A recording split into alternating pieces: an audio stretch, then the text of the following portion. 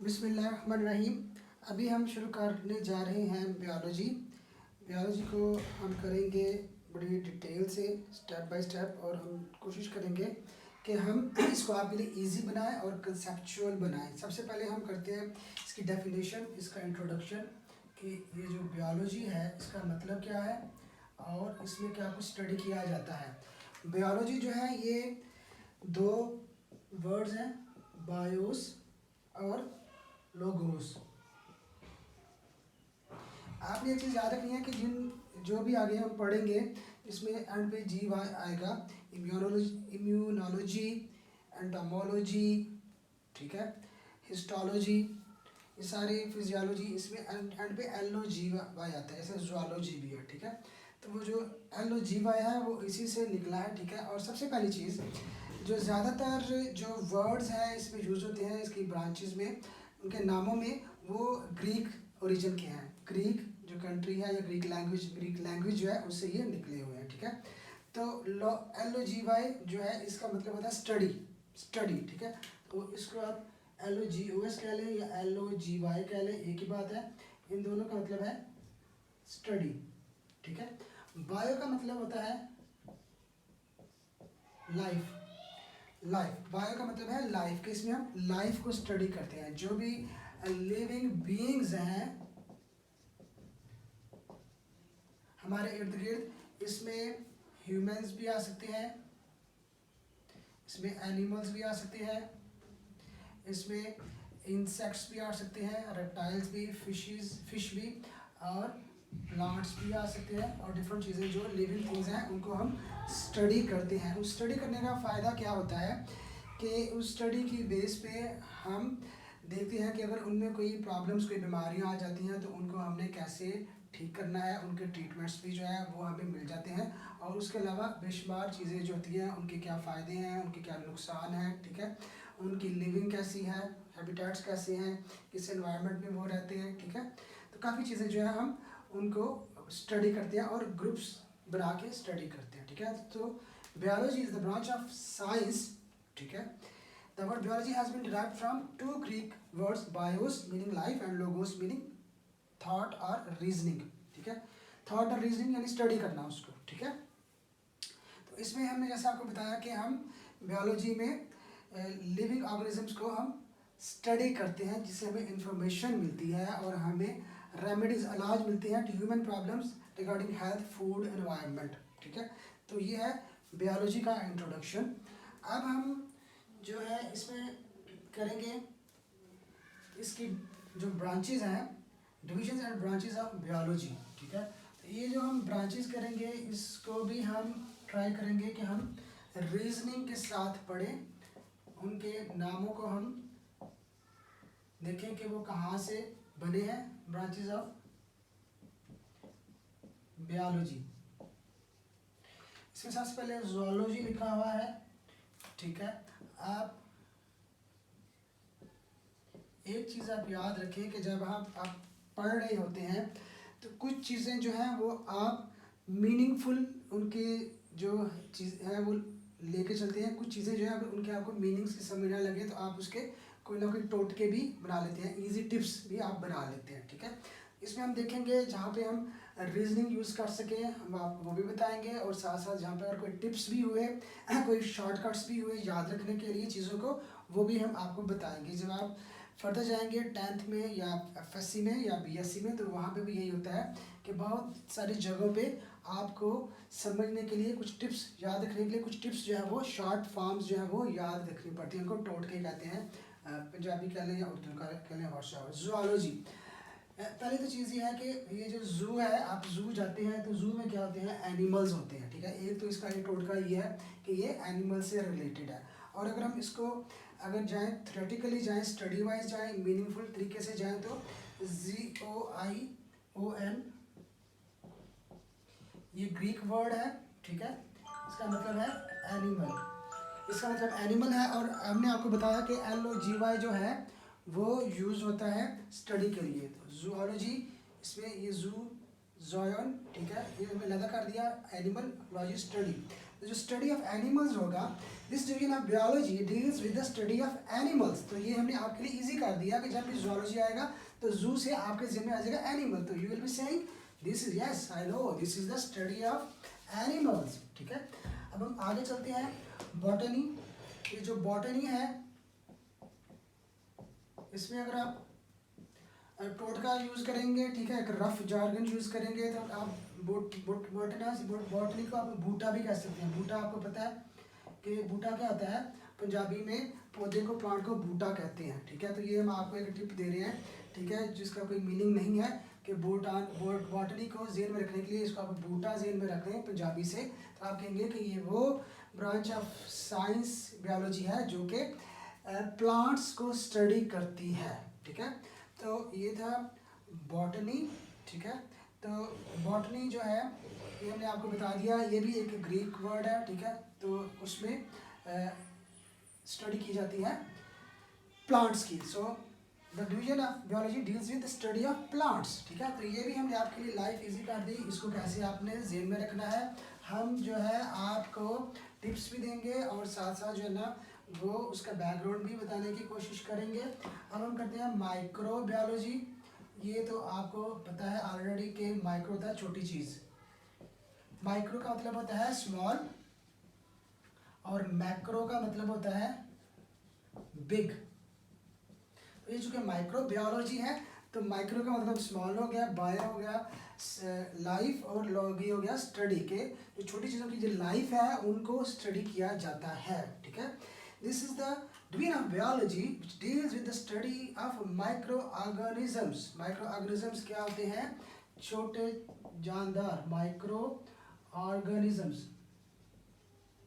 ठीक है, small living things. ठीक है, ये आप जैसे माइक्रोस्कोप होता है। ठीक है, माइक्रोस्कोप क्या है, छोटी चीज़ें देखने के लिए हम यूज़ करते हैं। ठीक है, और इसमें माइक्रो ऑर्गेनिज्म में जैसे वायरस, बैक्टीरिया वगैरह आते हैं। ठीक है, तो ये उसकी स्टडी है। ठीक है, so we are trying to make your life easy so that you understand the things. जहाँ पे अंडरस्टैंडिंग काम नहीं आती वहाँ पे हम आपको टिप्स बताएंगे और आपकी लाइफ जो है वो हमने इजी करनी है। हमने करना है ये एफर्ट करनी है कि आपकी जो स्टडी वो थोड़ी सी इजी हो जाए, आपको डिफ़िकल्ट ना लगे और आप इजी चीज़ों को समझ जाएं। आप इजी समझ जाएंगे, आपकी लाइफ इजी हो जाएगी, तो स्टडी विल बिकम प्लेजेंट। ठीक है, अब इसके बाद ये लिखा हुआ कि in order to study all the aspects of life, these divisions are further divided into different branches as defined below. Further branches जो है morphology,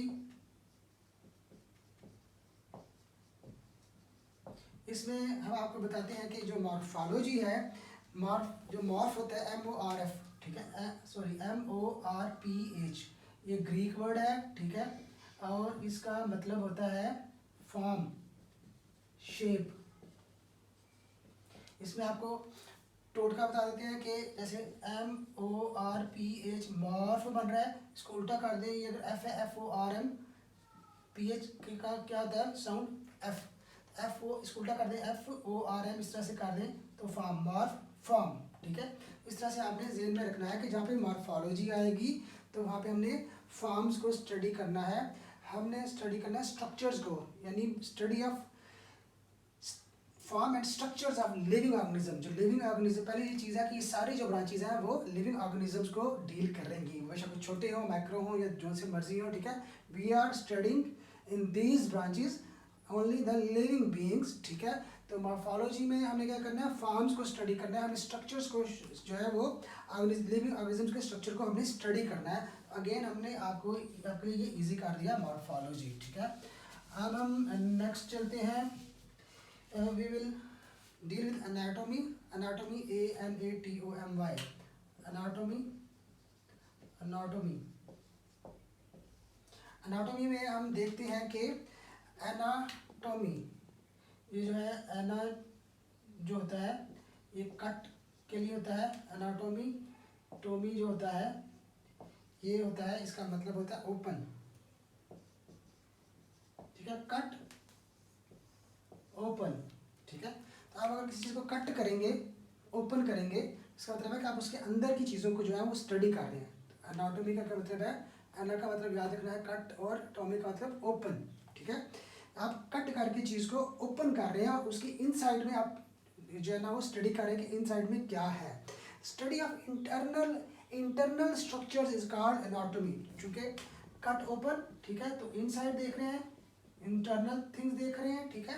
इसमें क्या होगा, स्टडी ऑफ इंटरनल स्ट्रक्चर्स, ठीक है। The study of internal structures is called anatomy, ठीक है।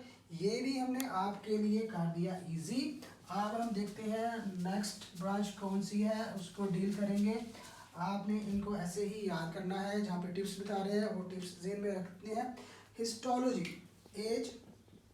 HISTOLOGY, पहली चीज़ इसका हिस्ट्री से कोई आपने तलब नहीं शो करना। हिस्टोलॉजी आपने देखना कि हिस्टोलॉजी का मतलब क्या है। पहली चीज़, ये ग्रीक वर्ड है, ये कहाँ से आया है, ये ग्रीक लैंग्वेज से आया है, ठीक है। और दूसरी चीज़ ये है कि जो हिस्टोस होता है, HISTOS, हिस्टोस जो होता है इसका मतलब होता है टिश्यूज। इसका मतलब क्या होता है, टिश्यूज या कॉलम्स, ठीक है। टिश्यूज या कॉलम्स जो है ना, हिस्टोस का मतलब होता है, लॉजी का होता है स्टडी होता है, ठीक है। The microscopic study of tissues is called histology, ठीक है। तो हिस्टोलॉजी में हम क्या कर रहे हैं, हम टिश्यूज को जो है वो डिस्कस कर रहे हैं, उनको स्टडी कर रहे हैं, ठीक है। So histology it is a study of microscopic study of tissues, ठीक है। तो ये आप याद रखना कि हिस्टोस का मतलब क्या होता है, टिश्यूज। हिस्टोस का मतलब क्या होता है, टिश्यूज। इनके मीनिंग आप याद कर लेंगे तो आपके लिए जो है इनको डिफ्रेंशिएट करना आसान हो जाएगा। इसमें सबसे बड़ा मसला क्या होता है कि आप डिफ्रेंशिएट नहीं कर पाते कि ये किससे रिलेटेड है, ये किससे रिलेटेड है, या एनाटॉमी क्या है, फिजियोलॉजी क्या है, इम्यूनोलॉजी क्या है, फार्माकोलॉजी क्या है, ठीक है। तो हम कर रहे हैं चीज़ों को आसान, और हम इनको ले रहे हैं स्टेप वाइज और बड़े ही आसान तरीके से, सिस्टमेटिक तरीके से आपके कॉन्सेप्ट्स क्लियर करने की कोशिश कर रहे हैं कि इनको हमने याद कैसे करना है। सेल बायोलॉजी ये तो बहुत इजी है, ये आप इससे जो है स्टडी किसकी करनी है, सेल की, ठीक है। सेल से आपको पता है कि ऑल लिविंग जो बीइंग्स है वो सेल से मिलकर बने होते हैं, कि जो बेसिक जो स्ट्रक्चर है वो लिविंग बीइंग्स का वो क्या होता है, सेल होता है। Study of the structures and functions of cells and cells organelles is called cell biology, ठीक है। स्ट्रक्चर और फंक्शन किस तरह का है और उसका फंक्शन क्या है, ठीक है, वो क्या काम करता है, ठीक है। सेल ऑर्गेनल्स जो है उनका क्या काम है, उसकी स्टडी को कहते हैं cell biology. The branch also deals with the study of cell division, ये सेल डिवीजन से भी डील करती है। उसमें मियोसिस और मिटोसिस जो है वो आप पढ़ेंगे, जो प्रोसेसेस हैं, पूरा एक चैप्टर है सेल डिवीजन के ऊपर, मियोसिस और मिटोसिस, ठीक है। ये दो प्रोसेसेस हैं, ये काफ़ी लेंथी हैं, सेल डिवीजन से रिलेटेड बड़ा इंपॉर्टेंट चैप्टर है वो भी। इसमें क्या बताया जाता है कि सेल डिवाइड कैसे होते हैं, ठीक है। तो ये जो सेल बायोलॉजी है ये सेल डिवीजन को भी स्टडी करती है, ठीक है। इसमें हम सेल्स की स्ट्रक्चर्स और उनकी फंक्शंस को स्टडी करते हैं और साथ सेल डिवीजन को भी हम स्टडी करते हैं, ठीक है। So this was about cell biology. Then physiology, physiology भी बहुत इजी है। जैसे था ना फिजिकल क्या होता है कि आपकी जो मूवमेंट्स वगैरह हैं, ठीक है, वो उसमें आती हैं, आपके फंक्शंस वगैरह उसमें सारे आते हैं, ठीक है। तो इसमें आपके सारे बॉडी पार्ट्स जो है ना वो फिजिकल एक्सरसाइज क्या होती है कि सारे बॉडी पार्ट्स जो है ना वो आपके उसमें एक्सरसाइज कर रहे थे, आप फिजिकल एक्सरसाइज कर रहे थे। फिजिकल मीन जो आपके पार्ट्स से रिलेटेड है, ठीक है। फिजिकल मीन जो related to all the parts, ठीक है। फिजिकल से फिजियोलॉजी, ठीक है।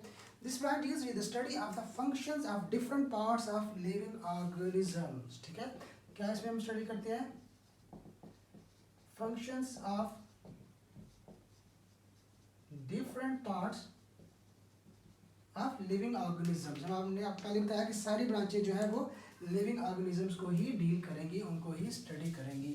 So this was about physiology. Then we move ahead to genetics. Genetics आपने पहले भी सुना हुआ है, जैसे जीन होता है, जीन या जीन्स होता है कि आपके जो पेरेंट्स हैं या फिर जो आपकी जो पिछली जनरेशन हैं उससे क्या चीज़ें आपको शिफ्ट होती हैं, क्या कुछ क्वालिटीज़ आप में आती हैं, ठीक है। तो उसकी स्टडी जो है वो जीन्स से रिलेटेड है, जिसको जेनेटिक्स बोलते हैं। Study of genes and their roles in inheritance is called genetics. तो जेनेटिक्स कहता है स्टडी ऑफ जीन्स, ठीक है, and their role in inheritance, कि आप अपनी पिछली नस्लों से क्या लेते हैं या फिर अगली नस्लों में क्या ट्रांसफ़र करते हैं, ठीक है। तो genetics, the study of genes and their roles in inheritance is called genetics. Inheritance means the transmission of characters कहता है characteristics from one generation to the other. एक जनरेशन से दूसरी जनरेशन में क्या कुछ चीज़ें जो है ना वो पास ऑन होती हैं, वो होते हैं करैक्टर्स या कैरेक्टरिस्टिक्स होती हैं, ठीक है। एम्ब्रियोलॉजी, एम्ब्रियोलॉजी जो है ये भी नाम से जाहिर है, ये एम्ब्रियो को स्टडी करती है, ठीक है। एम्ब्रियो, EMBRYO, एम्ब्रियो को स्टडी करती है, ठीक है। ये इसमें दिया हुआ है study of the development of an embryo to new individual, ठीक है। एम्ब्रियो टू न्यू इंडिविजुअल, ठीक है, कि जो एम्ब्रियो है उससे जो है नई ज़िंदगी कैसे बनती है, नए जो है ना वो ह्यूमन बींग्स कैसे बनते हैं या नए जो है वो एनिमल्स कैसे बनते हैं, ठीक है। तो जो स्टडी ऑफ एम्ब्रियो होगी वो होगी एम्ब्रियोलॉजी, ठीक है। अब हम चलते हैं further. The next one is taxonomy, TAXONOMY। ये जो है ये टैक्स से रिलेटेड नहीं है, जो हम टैक्स पे करते हैं उसका इसके साथ कोई ताल्लुक नहीं है। आपने कभी भी ये ज़हन में ये नहीं रखना कि इसमें हम टैक्स को जो है ना वो स्टडी करते हैं, क्योंकि हम ये कर रहे हैं बायोलॉजी में टैक्स का कोई ताल्लुक नहीं है, ठीक है। टैक्सिस का मतलब होता है TAXIS, अरेंजमेंट। ये भी ग्रीक वर्ड है अरेंजमेंट। आपने ये वर्ड्स के मीनिंग्स याद रखते हैं। टैक्सिस का मतलब होता है अरेंजमेंट। टैक्सोनोमी, ठीक है, तो नोमोस होता है NOMOS, इसका मतलब होता है लॉ, ठीक है। It is study of the naming and classification of organisms into groups and sub groups. चूँकि ये क्या है, अरेंजमेंट है, ठीक है। जैसे क्लास में बच्चों की अरेंजमेंट है, ठीक है। होटल में बैठे हुए मेहमानों की फैमिली वाइज अलहदा से अरेंजमेंट है, ठीक है। इंडिविजुअल्स की अलहदा से अरेंजमेंट है, ठीक है। तो हम क्या कर रहे हैं कि हम ग्रुप्स बना लेते हैं कि फैमिलीज इस साइड पे बैठेंगी और बैचलर्स इस साइड पे, सिंगल्स इस साइड पे बैठेंगे, ठीक है। इस तरह समटाइम्स हम क्लास में जो है वो हम करते हैं कि इस तरह के लड़के इस तरह इस साइड पे बैठेंगे, जो ज़्यादा शोर करते हैं वो इस साइड पे, जो कम शोर करते हैं वो इस साइड पे, ठीक है। या जो लाइक है वो इस साइड पे बैठे या जो मीडियम है इस साइड पे बैठे। डिफरेंट तरीके से अरेंजमेंट्स होती हैं क्लास में भी। तो हम क्या कर रहे हैं, हम ग्रुपिंग कर रहे होते हैं, ठीक है। तो चूँकि हम ग्रुपिंग कर रहे होते हैं तो टैक्सिस क्या है, अरेंजमेंट मीन ग्रुपिंग। ग्रुप्स में हम ग्रुप्स क्यों बनाते हैं, अपनी आसानी के लिए, ताकि हम आसानी से चीज़ों को स्टडी कर सकें। हम एक तरह के एनिमल्स एक ग्रुप में डाल देंगे, एक तरह के प्लांट्स एक ग्रुप में डाल देंगे, ठीक है। हमने रेप्टाइल्स का ग्रुप बना दिया, हमने डिफरेंट जो है ना वो ग्रुप्स हमने बना दिए, ठीक है। तो उससे क्या होता है कि स्टडी करना जो है वो आसान होता है। अरेंजमेंट मीन्स कि उनको हम ग्रुप्स में या क्लासेस में हम उसको डाल देते हैं, ठीक है। सो टैक्सिस क्या, arrangement. It is study of naming and classification of organisms into groups and sub groups. तो हम क्या करते हैं, उनको ग्रुप्स में डालते हैं और फिर उसके बाद छोटे ग्रुप्स उसमें बनाते हैं, ठीक है। ग्रुप्स हैं, सब ग्रुप्स हैं, फिर उनके नाम भी लिख देते हैं, नेम्स। जैसे अगर हम किसी जो है ना वो एक रख दें, 8th क्लास जो है उसका नाम हम रख दें जी कायद-ए-आज़म ग्रुप, ठीक है। अभी उसका हमने नाम रख दिया। अब जो क्या है वो कौन सा ग्रुप है, वो 8th क्लास का ग्रुप है। फिर अब सब ग्रुप्स क्या है, 8A, 8B, 8C, 8D, ठीक है। तो हम डिफ्रेंशिएट कर लेते हैं। पहले हमें ये पता चल गया कि ये कौन सा है, कायद-ए-आज़म ग्रुप किसका नाम है, ठीक है। और ग्रुप कौन सा है, 8th क्लास का आ गया, और इसमें क्या आ गया 8A 8B 8C। तो हमारे लिए उनको आइडेंटिफाई करना इजी हो जाता है, ठीक है। हमें पता होता है कि 8A का जो ना वो टीचर कौन है, बी का टीचर कौन है, सी का कौन है, बी में कौन पढ़ता है, ए में कौन पढ़ता है, डिफरेंट चीज़ें जो ना हमें उनकी परफॉर्मेंस का भी हमें पता चलता है कि ये स्पोर्ट्स में गुड है, ये स्टडी में गुड है, ये स्पीच में गुड है, ठीक है। तो डिफरेंट उनके ट्रेड्स का भी हमें पता चल जाता है। तो हम क्या करते हैं कि उनका नाम रखते हैं ग्रुप्स का, और फिर ग्रुप्स और फिर सब ग्रुप्स बनाते हैं, ठीक है। So naming and putting in groups and sub groups, it is called taxonomy, ठीक है। Taxonomy it is the study of the naming and classification. Classification क्या होता है, क्लास में रखना, क्लास से बनाना, ग्रुप्स बनाना, organisation into groups and sub groups. अभी हमने कर लिया टैक्सोनॉमी, अब हम चलते हैं फर्दर।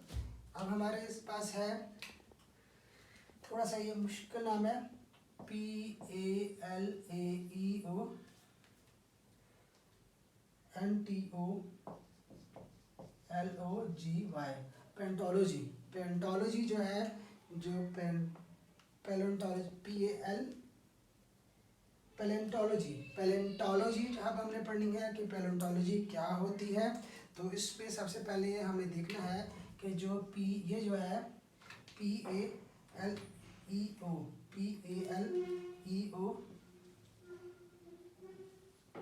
इसका मतलब होता है एंशियंट यानी ओल्ड। ये जो पहले वाला है इसका मतलब क्या है, ओल्ड, ठीक है। तो उसके बाद ऑन टू, ये जो ONTO है, ऑनटो का मतलब होता है बीइंग, ठीक है। और लॉजी का मतलब क्या होता है, स्टडी। लॉजी का मतलब क्या है, स्टडी। तो एंशियंट बीइंग्स, जो चीजें, बीइंग कहते हैं चीजें, थिंग्स, बीइंग्स का बीइंग कह लें या थिंग्स कह लें, ठीक है। कि जो ओल्ड चीजें हैं, ठीक है, उनकी जो स्टडी होगी वो पैलेंटोलॉजी में आ जाएगी, ठीक है। तो पैलियो जो है ये क्या है, एंशियंट, ठीक है, ये सारा ग्रीक वर्ड से है।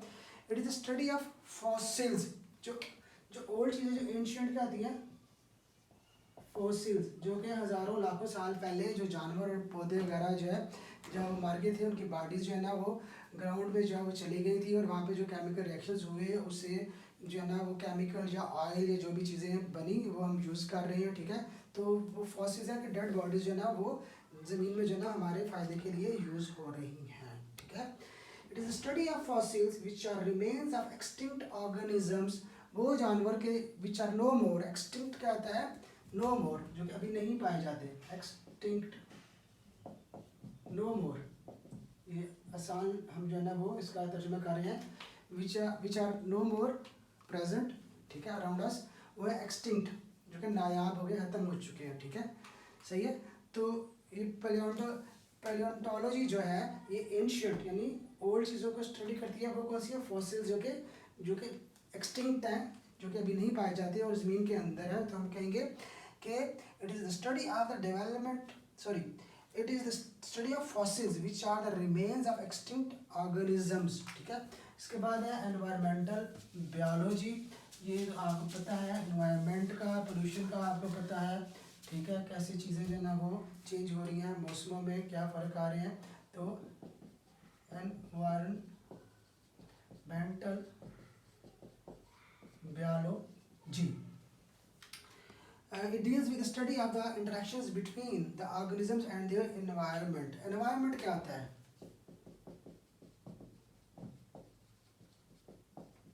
everything around us is called environment. जो भी माहौल, जो भी हमारे इर्द गिर्द होता है उसको हम एनवायरनमेंट कहते हैं, ठीक है। तो जो एनवायरमेंटल बायोलॉजी है वो देखती है कि जो ऑर्गेनिजम्स हैं उनका जो है क्या इंटरेक्शन है, क्या कैसा ताल्लुक है अपने एनवायरनमेंट के साथ।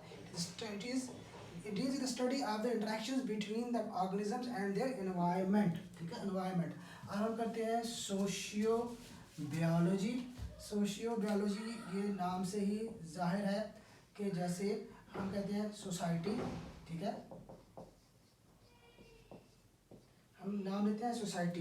ये सोसाइटी जो ना सोशल भी हम कहते हैं, ठीक है, सोशल भी कहते हैं, सोसाइटी भी कहते हैं, माशरा, ठीक है, या रहना कहीं पे किसी जगह पे, ठीक है। इस bar is with the study of social behaviour of the animals that make societies, ठीक है। ये क्या स्टडी करता है? सोशल बिहेवियर, ठीक है। It studies it deals with the study of social behaviour of the animals. ये क्या है? एनिमल्स की स्टडी है, उनके सोशल बिहेवियर की, जो के रहते हैं इसमें सोसाइटीज में रहते हैं, ठीक है, जो कि सोसाइटीज बनाते हैं, ठीक है। तो ये हो गया सोशियो बायोलॉजी, ठीक है। इसके बाद हम नेक्स्ट करते हैं, यह है जी पैरासीटोलॉजी।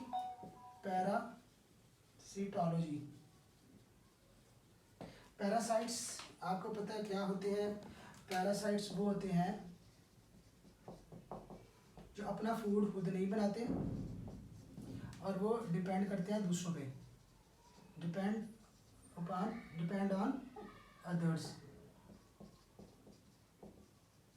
ठीक है। जैसे एक जो विलेजेस वगैरह हैं उसमें क्या होता है कि जो ट्री होता है, ठीक है, उसके ऊपर जो है वो लगी होती है येलो कलर की एक बेल जो है वो लगी होती है, ठीक है, बारीक सी। तो वो उसको आकाश बेल या जो भी कहते हैं, वो क्या करती है कि वो उस पौधे से जो है ना वो उसकी खुराक सारी खा जाती है और वो दिन ब दिन जो पौधा जो है वो ट्री जो है वो कमज़ोर होता जाता है, ठीक है। So parasites are those living beings they don't make their own food and they depend on others, ठीक है, दूसरों की लाइफ पे वो डिपेंड करते हैं, कहते हैं parasites. But deals with the study of parasites. Biotechnology it is also very easy, जो टेक्नोलॉजी से रिलेटेड करेगी।